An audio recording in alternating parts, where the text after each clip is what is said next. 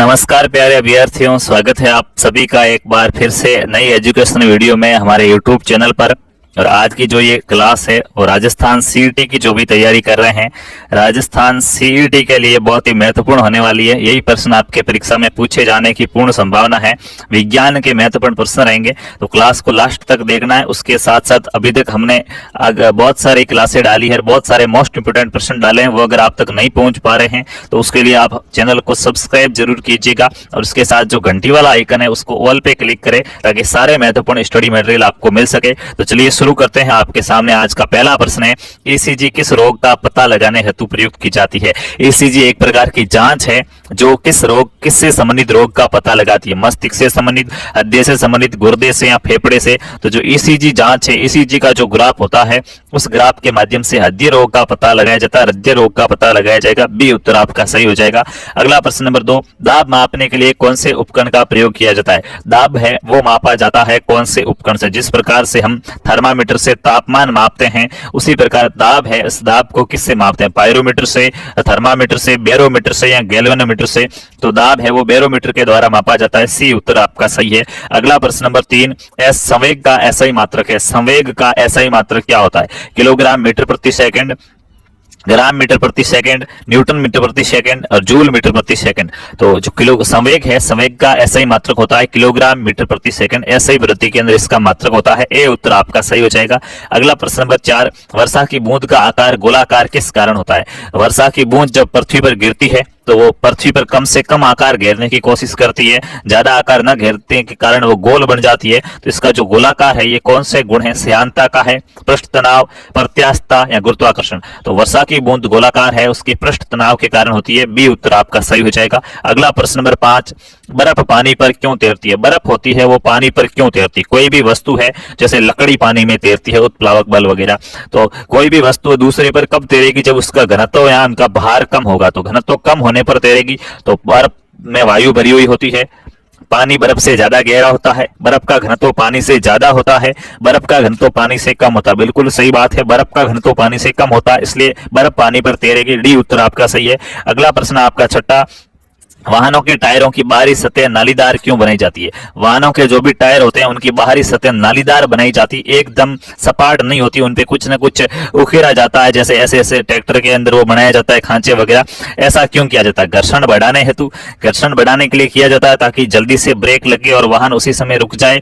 घर्षण घटाने हेतु, टायरों को आकर्षक बनाने हेतु या टायरों की ताकत बढ़ाने हेतु। तो घर्षण बढ़ाने के लिए ऐसी सतह बनाई जाती है। ए उत्तर आपका सही है। अगला प्रश्न नंबर 7, पहाड़ पर चढ़ता हुआ व्यक्ति आगे की ओर झुक जाता है। कोई भी व्यक्ति जब पहाड़ पर चढ़ता है तो वो आगे की ओर झुका हुआ रहता है, ऐसा क्यों। थकान के कारण, वेग अधिक करने के लिए वो झुक जाता है, स्थायित्व बढ़ाने के लिए वो पहाड़ से गिरे नहीं और अच्छे प्रकार से चढ़ सके, इसलिए ऐसा करता है। या धार्मिक मान्यता है कि अगर किसी को भी पहाड़ पर चढ़ना है तो झुकना पड़ेगा। तो साइंस का धार्मिक मान्यताओं से कोई लेना देना नहीं होता है। यहाँ पे अपना जो सही उत्तर हो जाएगा होगा स्थायित्व बढ़ाने के लिए। सी उत्तर आपका सही हो जाएगा। अगला प्रश्न नंबर 8, गर्मियों में सफेद कपड़े पहने जाते हैं क्योंकि। गर्मियों की ऋतु के अंदर सफेद कपड़े पहने जाते हैं क्यों।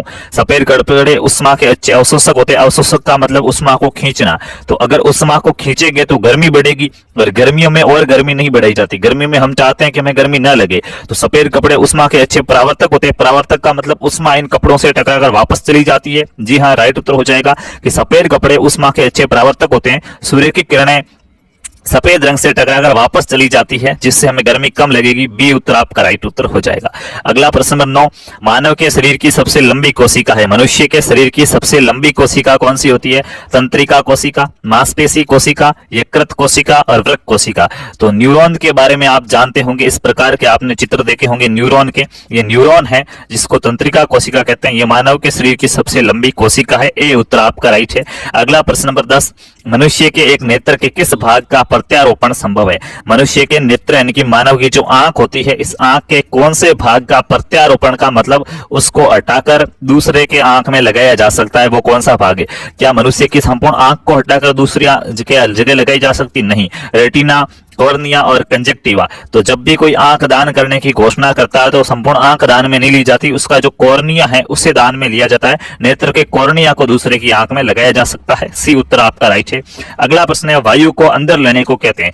जब हम श्वसन की क्रिया करते हैं तो एक हमारा उच्च श्वसन होता है, एक निच श्वसन होता है। तो वायु को अंदर ले रहे हैं कि फेफड़ों के अंदर वायु भरना क्या कहलाता है, तो फेफड़ों के अंदर वायु भरना निश्वसन कहलाता है। बी उत्तर आपका यहाँ पे सही हो जाएगा। अगला प्रश्न नंबर 12, पीनियल ग्रंथि कहाँ पाई जाती है? पीनियल ग्रंथि है, इसके स्टेटस क्या होती है, कहाँ पे शरीर में पाई जाती है? यकृत में पाई जाती है, मस्तिष्क में, गुर्दे में या गर्भाशय में? तो यहाँ पे आपके देखिए मस्तिष्क के अंदर एक तो पीयूष ग्रंथि होती है, एक पीनियल ग्रंथि होती है और एक हाइपोथैलेमस ग्रंथि होती है। हाइपोथैलेमस ग्रंथियां, ये तीन ग्रंथियां मस्तिष्क में पाई जाती है। तो आपका उत्तर बी राइट हो जाएगा, मस्तिष्क।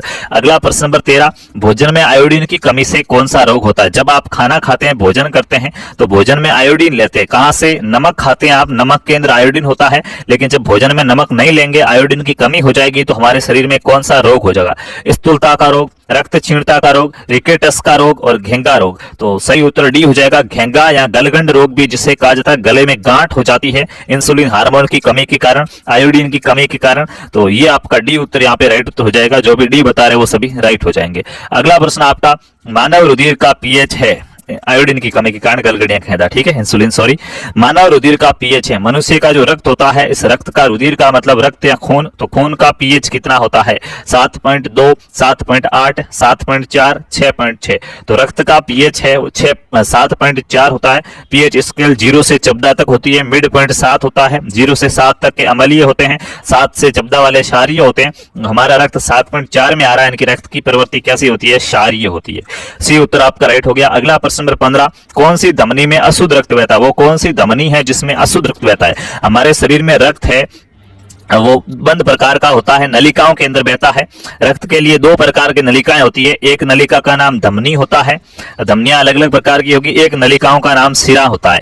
धमनियों के अंदर हमेशा शुद्ध रक्त बहता है, स्वच्छ रक्त बहता है, शिराओं में अशुद्ध रक्त बहता है। लेकिन एक धमनी ऐसी है जिसमें अशुद्ध रक्त बहता, शुद्ध रक्त नहीं बहता, वो कौन सी है? कोरोनरी धमनी, इनोमिनेट धमनी, वृक्क धमनी या फुफ्फुस धमनी? तो फेफड़ों से जो जुड़ी हुई होती है फुफ्फुस धमनी, उसमें अशुद्ध रक्त बहता है। डी उत्तर आपका यहाँ पे राइट हो जाएगा। अगला प्रश्न नंबर 16, डेंगू रोग का रोग जनक है। जो डेंगू रोग होता है, हमें डेंगू बुखार आता है, इस रोग का रोग जनक क्या है? ये रोग कौन उत्पन्न करता है? प्लाज्मोडियम करता है, मच्छर करता है, जीवाणु करता है या विषाणु? तो मच्छर में आपने मादा एडिज मच्छर का नाम सुना होगा, मादा एडिज मच्छर है जो डेंगू रोग का रोग जनक है। तो बी उत्तर आपका सही हो जाएगा। अगला प्रश्न नंबर 17, मलेरिया का वाहक परपोषी है। मलेरिया रोग का वाहक परपोषी कौन सा? मलेरिया रोग जो है वो हमें प्लाज्मोडियम के कारण होता है, लेकिन इस प्लाज्मोडियम को हमारे शरीर के अंदर पहुंचाने का काम, वाहन करने का काम कौन करता है? मादा एनाफ्लीज मच्छर, नर एनाफ्लीज मच्छर, एडिस मच्छर या क्यूलेक्स मच्छर? तो मलेरिया रोग का वाहक परपोषी है वो मादा एनाफ्लीज मच्छर है। ए उत्तर आपका सही हो जाएगा।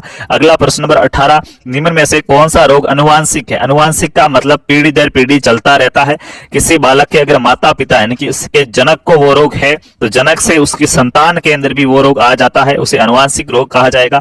कोड, हेपेटाइटिस, रतौंधी और वर्णांतता। तो वर्णांतता जिसमें रंग नहीं पहचान सकते हैं, रंगों को पहचानने में दिक्कत होती है, तो वर्णांतता रोग है, यह अनुवांशिक है। डी उत्तर आपका सही है। अगला प्रश्न, मीनामाता रोग का कारण है। जो मिनीमाटा रोग होता है, मिनीमाटा रोग का कारण क्या हो जाएगा? पारे के कारण होता है, कैडमियम के कारण, शीशे के कारण या जस्ते के कारण?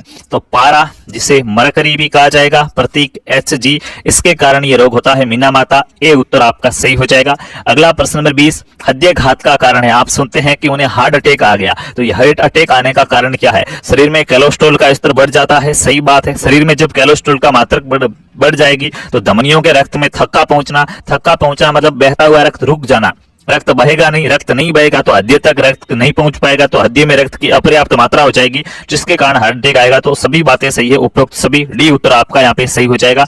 अगला प्रश्न 21, गाजर निम्न में से किस विटामिन का स्रोत है? गाजर आप खाते हैं, सर्दियों के मौसम में अभी गाजर आनी स्टार्ट हो गई है, तो गाजर है वो कौन से विटामिन का स्रोत है? गाजर में विटामिन ए होता है, विटामिन बी, विटामिन सी या विटामिन डी? तो आप सभी को बताना चाहिए, गाजर में विटामिन ए होता है। विटामिन ए जिसकी कमी से हमें रतौंधी रोग होता है, रात में दिखाई नहीं देता है, अंधेरे में नहीं दिखता है। अगला प्रश्न नंबर 22, विटामिन सी की कमी से कौन सा रोग होता है? विटामिन सी की कमी से होने वाले रोग का नाम बताएंगे। राइटर, नाइट ब्लाइंडनेस रतौंधी विटामिन ए की कमी से, विटामिन बी की कमी से होता है बेरी यही है, और विटामिन सी की कमी से स्कर्वी रोग होता है। तो डी उत्तर आपका यहाँ पे सही हो जाएगा। अगला प्रश्न नंबर 23, दूध में कौन सा विटामिन नहीं पाया जाता? दूध एक ऐसा पेय पदार्थ है जिसमें कई प्रकार के विटामिन पाए जाते हैं, कैल्शियम पाया जाता है, शरीर के लिए बहुत ही अच्छा है। लेकिन वो कौन सा विटामिन है जो दूध में नहीं होता है? विटामिन ए होता है, विटामिन डी होता है, विटामिन बी होता है, लेकिन विटामिन सी है वो दूध के अंदर नहीं पाया जाता है। इसको हमारे शरीर के अंदर उत्पन्न नहीं होता है ये, क्योंकि ये विटामिन है वो गर्म करने पर नष्ट हो जाता है और धोने पर पानी के साथ घुल जाता है तो नष्ट हो जाता है। इसलिए इस विटामिन की टेबलेट या गोलियां ली जाती है अलग से। तो बी उत्तर आप सभी का राइट हो जाएगा। अगला प्रश्न, प्रातःकालीन धूप में मानव शरीर में कौन सा विटामिन उत्पन्न होता है? सुबह की जो प्रातःकाल की जो धूप होती है, सर्दियों के अंदर आप बैठते हैं धूप में तो अच्छा भी लगता है, इस धूप से आपके शरीर को कौन सा विटामिन मिलता है? Vitamin A, vitamin B, vitamin C और विटामिन डी। तो धूप से हमें विटामिन डी प्राप्त होता है। डी उत्तर आप सभी का राइट उत्तर है। अगला प्रश्न, निम्न में से किसमें प्रोटीन की मात्रा सबसे अधिक होती है? कौन से खाद्य पदार्थ के अंदर प्रोटीन है वो सबसे अधिक मात्रा में, प्रचुर मात्रा में होता है? शहद में, दाल में, गेहूं में, चावल में। तो दालों में प्रोटीन है वो भरपूर मात्रा में पाया जाता है। बी उत्तर आप सभी का सही हो जाएगा। अगला प्रश्न है, निम्न में से किसके कारण फलों का स्वाद मीठा होता है? फल है वो मीठे किसके कारण होते हैं वो आपको बताना है। फलों के अंदर शर्करा पाई जाती है, वो शर्करा कौन सी है जिसके कारण वो मीठे होते हैं? शहद, फ्रक्टोज, लाइपेज या पेप्टिन। और उससे पहले आपको बता दूं, अगर अभी आपने टेलीग्राम चैनल ज्वाइन नहीं किया है तो आप ये नाम लिख के सर्च करिएगा, जो हमारे चैनल का नाम है वही नाम बड़े अक्षरों में लिख के आप जब टेलीग्राम पे सर्च करेंगे तो टेलीग्राम चैनल मिलेगा, उसको आप जरूर ज्वाइन कीजिएगा। और यहाँ पे फ्रक्टोज हो जाएगा, फ्रक्टोज के कारण फल मीठे होते हैं।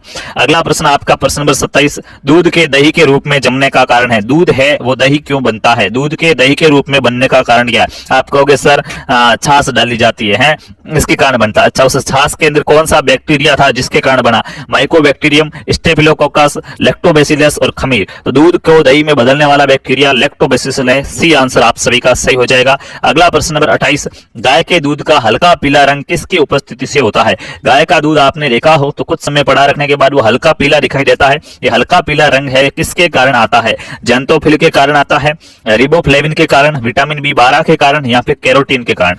तो गाय के दूध का जो हल्का पीला रंग है ये कैरोटीन के वर्ण के कारण आता है। डी उत्तर आप सभी का सही हो जाएगा। अगला प्रश्न नंबर 29, अफीम का वैज्ञानिक नाम है? जो अफीम है, अफीम खाया जाता है, एक प्रकार से मादक पदार्थ के अंदर आता है, नशीले पदार्थ के अंदर आता है अफीम, और औषधियों में भी आता है। इसका वनस्पतिक नाम क्या है? पेपेवर सोमनिफेरम, एलोवेरा, सिनकोना, सेंटेला एशियाटिका। तो अफीम का जो वैज्ञानिक नाम है वो पेपेवर सोमनिफेरम है। ए उत्तर आप सभी का राइट है। अगला प्रश्न नंबर 30, कौन सा पौधा परजीवी होता है? परजीवी या परपोषी पौधे के बारे में पूछा गया है तो सबसे पहला तो आपके दिमाग में अमरबेल आना चाहिए। अमरबेल भी परजीवी पौधा है। अमरबेल जब ऑप्शन में नहीं है तो और दूसरे परपोषी पौधे भी है, लेकिन अफीम परपोषी है क्या? नहीं है। गोभी परपोषी नहीं है। मशरूम बिल्कुल, जो छड़े गले खाद्य पदार्थ या छड़े गले पदार्थ होते हैं उनके ऊपर ये उगता है। मशरूम छतरी के आकार का होता है, जैसे आप थूंबी वगैरह कहते हैं, तो ये परपोषी पदार्थ है, परजीवी। सी उत्तर आपका राइट है। अगला प्रश्न, रेशम किससे प्राप्त होता है? रेशम है ये किससे प्राप्त किया जाता है? तो रेशम सहतूत के पौधे से प्राप्त किया जाता है। सहतूत के पौधे पर रेशम कीट को पाला जाता है। तो तितली से, रेशम कीट से, चिल्ली से, मधुमक्खी से। तो सहतूत के पौधे पर रेशम कीट को पालने से हमें रेशम प्राप्त होता है। बी उत्तर आप सभी का राइट आंसर हो जाएगा। अगला प्रश्न नंबर 32, हल्दी में पाया जाने वाला प्राकृतिक रंजक है? हल्दी आपने सभी ने देख रखी होगी, हल्दी का रंग है वो हल्दी कलर का होता है, आप सभी को पता है। ये हल्दी का रंग हल्दी कलर का हो रहा है, जैसा कि हल्दी दिखती है ऐसा इसका रंग क्यों है? प्राकृतिक रंजक का नाम क्या है इसमें पाया जाने वाला? क्यूकरमिन, करक्यूमिन, कैरोटीन, लाइकोपीन या एंथोसाइनिन। तो हल्दी के अंदर पीला रंग करक्यूमिन के कारण पाया जाता है। ए उत्तर आप सभी का राइट है। अगला प्रश्न आपका, अनुवांशिकी के जनक किसे कहते हैं? अनुवांशिकी है इसका जनक किसे कहा जाता है? अपाची क्रिक को, जेनेटिक्स, ठीक है, मेंडल को, कैरोलस लीनियस को या फिर वॉटसन को? तो आप सभी को पता होना चाहिए, अनुवांशिकी यानी कि जेनेटिक्स का जनक ग्रेगर जॉन मेंडल को कहा जाता है। बी उत्तर आपका राइट है। अगला प्रश्न आपका प्रश्न नंबर 34, मनुष्य में गुणसूत्र कितने युग्म पाए जाते हैं? गुणसूत्र कितने युग्म का मतलब जोड़ी होता है? मनुष्य में कितने जोड़ी गुणसूत्र पाए जाते हैं? 23, 26, 33 या 36? तो आप सभी को पता है टोटल गुणसूत्र 46 होते हैं। जोड़ी, एक से दो गुणसूत्र मिलकर जोड़ी बनाएंगे तो 23 जोड़ी गुणसूत्र यानी कि 46 गुणसूत्र पाए जाएंगे। ए उत्तर आप सभी का राइट उत्तर हो जाएगा। अगला प्रश्न नंबर 35, किसी तत्व की परमाणु संख्या किससे संदर्भित की जाती है? कोई भी तत्व है उसकी जो परमाणु संख्या है, उसमें कितने परमाणु है, उसका जो परमाणु क्रमांक है वो किससे पता लगता है? उसमें उपस्थित प्रोटॉनों की संख्या से, उसमें उपस्थित न्यूट्रॉनों की संख्या से, उसमें उपस्थित प्रोटॉन और न्यूट्रॉन दोनों की संख्या से, एक अणु में परमाणुओं की संख्या से। तो परमाणु की संख्या ये तो एक ही बात हो गई है। प्रोटॉनों की संख्या से हमें परमाणु संख्या का पता लगेगा। ए उत्तर आपका राइट है। अगला प्रश्न, धातुओं में जंग लगना किस प्रकार की अभिक्रिया है? धातु है जब लंबे समय तक पड़ी रहती है, जल और ऑक्सीजन के संपर्क में आती है तो जंग लग जाती है। जैसे आपने लोहा देखा होगा, लोहा बरसात के मौसम में जंग लग जाता है क्योंकि वो जल और ऑक्सीजन के संपर्क में आना है। तो ये किस कारण होता है? भौतिक अभिक्रिया है, ये एक प्रकार की रासायनिक अभिक्रिया है, दोनों है या इनमें से कोई नहीं? तो लोहे पर जंग लगना एक प्रकार की रासायनिक अभिक्रिया है। आपका ऑप्शन बी यहाँ पे राइट हो जाएगा। अगले प्रश्न की बात करते हैं, प्रश्न नंबर 37। संपीड़ित प्राकृतिक गैस का मुख्य घटक है। संपीड़ित प्राकृतिक गैस सीएनजी वाहनों के अंदर प्रयोग में ली जाती है, आपको पता हो तो। एक हम रसोई घर में प्रयोग करते हैं एलपीजी गैस सिलेंडर में, द्रवीकृत पेट्रोलियम गैस। यहाँ पे हमें सीएनजी में पूछा गया, सीएनजी के अंदर मुख्य रूप से कौन सी गैस होती है? मीथेन होता है, टेट्राएथिल लेड होता है, इथाइल मेर्कटॉप होता है या प्रोपेन? तो मीथेन या मेथेन पाया जाता है सीएनजी में। ए उत्तर आप सभी का राइट है। अगला प्रश्न, इनमें से कौन सा एक संश्लेषित फाइबर है? बड़ा अच्छा और इंपोर्टेंट प्रश्न है। हालांकि यहाँ पे हमारे द्वारा कराए गए सारे प्रश्न बहुत ही अति महत्वपूर्ण प्रश्न है। तो इनमें से कौन सा एक संश्लेषित फाइबर है? कपास, रेयॉन, जूट या रेशम? तो संश्लेषित फाइबर रेयॉन है। बी उत्तर आपका यहाँ पे सही हो जाएगा। अगला प्रश्न, इनमें से किस द्रव का घनत्व सबसे कम है? वो कौन सा द्रव है जिसका घनत्व सबसे कम होता है? वो ऊपर ही तैरेगा, चाहे कोई वस्तु पर किसी भी जलीय द्रव में डाला जाए या द्रव में डाला जाए। स्वच्छ जल, नमकीन जल। नमकीन जल के अंदर मतलब नमकीन टाइप है, मतलब उसके अंदर नमक आ गया है, ठीक है। और पेट्रोल और पारा, तो पारा तो नहीं होगा यहाँ पे, पेट्रोल सबसे हल्का है इनमें। उसके बाद आपका स्वच्छ जल हो जाएगा, फिर नमकीन जल। तो पेट्रोल है, इसका घनत्व सबसे कम होगा। सी उत्तर आपका राइट है। अगला प्रश्न नंबर 40, तांबे का रासायनिक प्रतीक क्या है? रसायन विज्ञान के अंदर प्रत्येक अणु और परमाणु का उसका एक प्रतीक चिन्ह बनता है, उसका सूत्र बनता है। तो तांबा है, तांबे को रसायन विज्ञान की भाषा में कॉपर कहा जाता है। इसका प्रतीक चिन्ह क्या है? Cp, Cu, Cr, Co। तो Cu हो जाएगा। ध्यान रहे, पहले अक्षर को बड़ा लिखा जाता है, दूसरे अक्षर को छोटा लिखा जाता है। तो Cu आपका बी ऑप्शन राइट हो जाएगा, तांबे का रासायनिक सूत्र। अगला प्रश्न, तरणताल वास्तविक गहराई से कम गहरा दिखाई देता है, इसका कारण है?